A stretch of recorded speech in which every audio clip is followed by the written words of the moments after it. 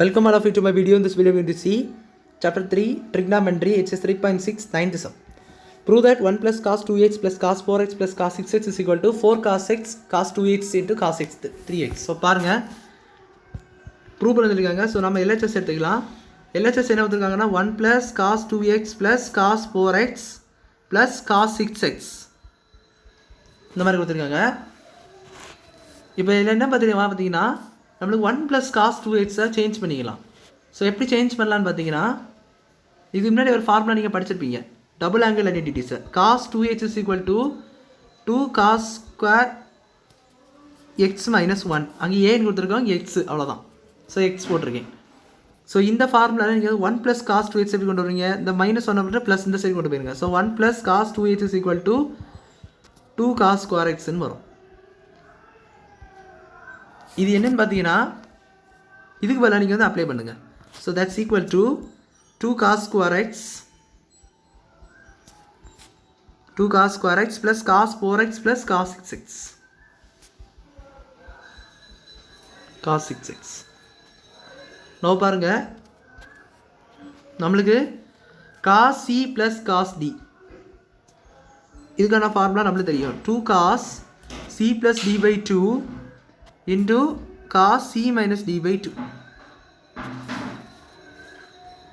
So இந்த formula use பண்ணி நீங்கள் வந்து இந்த டேர்ம் அப்படியே சேஞ்ச் பண்ணிடலாம் இன் டேர்ம்ஸ் ஆஃப் ப்ராடக்ட்டில். So 2 cos square x plus 2 cos c plus d. So 2 cos, what is c plus d here? 4x plus 6x, 10x into cos c minus d, 4x minus 6x. இது வந்து cos c plus k தான். So மாற்றினாலும் பண்ணிக்கலாம். So 6x minus 4x 2x. So cos 2x by 2.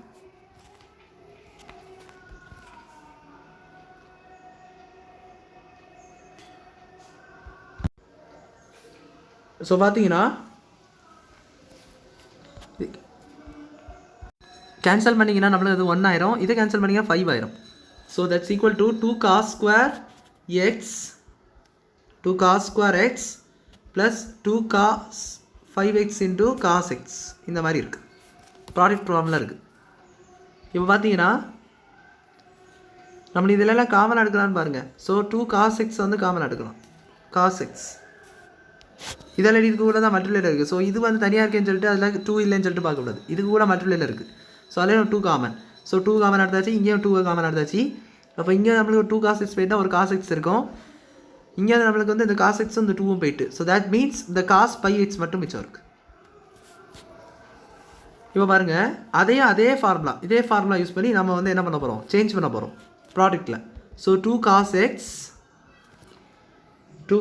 x into cos, so 2 cos c plus d, x plus 5x 6 by 2 into 2 cos 6x by 2 into cos 5x minus 4x மாற்றி பண்ணிக்கலாம். cos c plus cos d பொறுத்த வரைக்கும் மாற்றி பண்ணிக்கலாம். So அதனால் 4x by 2 அப்படி போட்டுக்கோங்க. இப்போ வந்து இது வந்து கேன்சல் ஆகிட்டுனா இந்த மாதிரி மாறிடும். So 2 cos x into 2 cos 3x into cos 2x. ஃபைனலில் வந்துட்டோம். இப்போ பார்த்தீங்கன்னா எல்லாமே இதில் ப்ராடக்ட்டில் தான் இருக்குது. ஸோ அதனால தான் நம்ம ப்ராடக்ட் ரூல் எல்லாம் அப்ளை பண்ணிகிட்ருக்கோம். ஸோ பார்த்தீங்கன்னா இப்போ 2 cos x உள்ளே கொண்டு போங்க. 2 2s are 4 cos x into அங்கே ஒரு cos 3x இருக்கா. ஸோ அந்த cos 3x into cos 2x